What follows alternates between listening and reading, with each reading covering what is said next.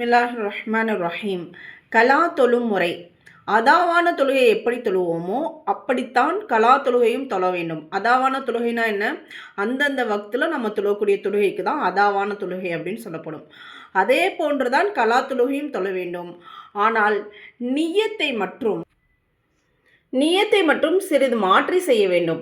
அதாவது விடுபட்டு போன தொழுகையின் நாளையும் நேரத்தையும் குறிப்பிட்டு நியத் செய்ய வேண்டும். உதாரணமாக, கடந்த சனிக்கிழமை விடுபட்டு போன ஃபஜர் தொழுகை கலா செய்கிறேன் அப்படின்னு நியத் செய்த பிறகு அதா தொழுகை எப்படி தொழுவோமோ அப்படியே கலா தொழுகையையும் தொழ வேண்டும். சட்டம்: ஒரு பெண்ணின் பொறுப்பில் பல்வேறு தொழுகைகள் கலாவாக இருப்பின் அல்லது நாட்கள் ஞாபகம் இல்லை என்றால் இவ்வாறு நியத் செய்ய வேண்டும். அதாவது, எனது பொறுப்பில் எத்தனை ஃபஜ்ர் தொழுகைகள் கலாவாக உள்ளனவோ அவற்றில் முதல் ஃபஜ்ர் தொழுகை கலா செய்கிறேன் அல்லது அவற்றில் கடைசி ஃபஜ்ர் தொழுகை கலா செய்கிறேன். இப்போ எவ்வளோ விட்டோன்றதே தெரியல. அந்தளவுக்கு தொழுகையில் ஒரு பொடுபோக்கு, நிறைய தொழுகைகளை விட்டாச்சு.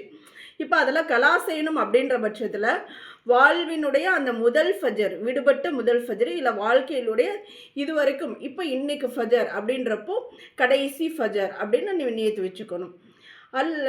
எப்போதெல்லாம் கலா தொழ நாடுவோமோ அப்போதெல்லாம் அவ்வாறே நியத் செய்ய வேண்டும். எல்லா வக்தும் அப்படிதான். ஃபஜர், துஹர், அஸ்ஸர், மக்ரிப், இஷா 5 வேளை தொழுகையும்.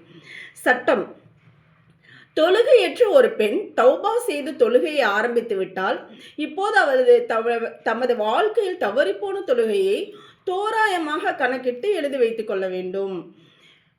இதுவரைக்கும் தொழுகவே இல்லை, அதாவது 10 வயசுலேயே தொழுகை கடமையாயிடும். 7 வயசுலேயே தொலை சொல்லி ஏவ சொல்லியிருக்கிறாங்க. 10 வயதாகியும் தொழலைன்னா அடித்து தொலை வைக்க சொல்லியிருக்காங்க. இப்போ 10 வயசுலேருந்து 5 வேளை தொழுகை கடமையாயிடுச்சு. இப்போ உதாரணமாக ஒரு 20 வயசு ஆயிடுச்சுன்னு வச்சுக்கோங்களேன். 20 வயசு ஆயிடுச்சுன்னா இப்போ இந்த 10 வருஷத்தினுடைய அந்த தொழுகைகளை எல்லாம் நம்ம என்ன செய்யணும்? கணக்கிடணும். அப்போது அவங்க என்ன செய்யணும்னா தோராயமாக கணக்கிட்டு எழுதிக்கணும். இப்போ ஒரு 10 வருட தொழுகை விடுபட்டுருச்சு, ஒரு 5 வருடம், ஒரு 2 வருடம், இப்போ ஒரு வருஷத்துக்கு இத்தனை நாள், ஒரு மாதத்துக்கு இத்தனை நாள் அப்படின்னு சொல்லிட்டு அதெல்லாம் நோட் போட்டு எழுதிடணும்.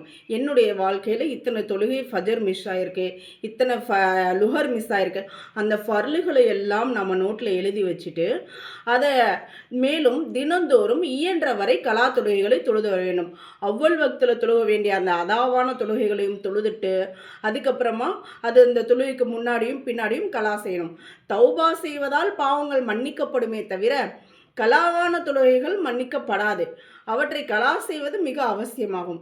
கலா தொழுகைகளை நிறைவேற்ற எளிய வழிமுறை என்னவென்றால், ஒவ்வொரு ஃபர்லுக்கும் முன்பும் பின்பும் 1-2 கலா தொழுகைகளை நிறைவேற்றி கொள்ள வேண்டும். இன்ஷா அல்லாஹ். பருவமடைந்த ஒரு பெண்ணுக்கு தொழுகைகள் கலாவே ஆகவில்லை. சுபஹானல்லாஹ். தினந்தோறும் தொழக்கூடிய அந்த பெற்றோர்களுடைய வளர்ப்பு, அவங்களுடைய அந்த அணுகுமுறை, பிள்ளைகள் தொழுகையை விடவே இல்லை, நாமளும் தொழுகை விடலை அப்படின்ற பட்சத்தில் அவங்க எப்படின்னா அவங்களுடைய சட்டம் என்னன்னாக்க, கலாவே ஆகவில்லை அல்லது கலா ஆயிடுச்சு, ஒரு வக்து 2 வக்து கலா ஆனாலும் கூட அதில் கவனம் செலுத்தி உடனே கலா செஞ்சு தொழுதுருவாங்க. அப்படி தொழுகக்கூடியவங்க கலாவான தொழுகைகளை அவள் தொழுது முடித்து விட்டால் இப்போது அவளது பொறுப்பில் ஒரு நேர தொழுகைகள் கூட இல்லை. இப்படிப்பட்ட பெண்ணுக்கு ஷரியத்தில் சாஹிபே தர்த்தீப் என்று கூறப்படும். இப்படிப்பட்ட பெண் எப்போதாவது தொழுகையை கலா செய்தால் முதலில் கலாவான தொழுகையை தொழுதுவிட்டு பிறகு அதாவான தொழுகையை தொழுவது அவசியமாகும்.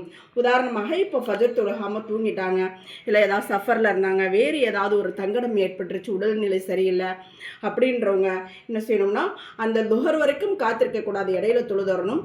அப்படி துஹரில் கலா செய்யக்கூடிய சூழ்நிலை ஏற்பட்டால் ஃபஸ்ட்டு கலாவை செஞ்சுட்டு ஃபஜரை கலா செஞ்சுட்டு அதுக்கப்புறமா துஹரை தொழுகணும்.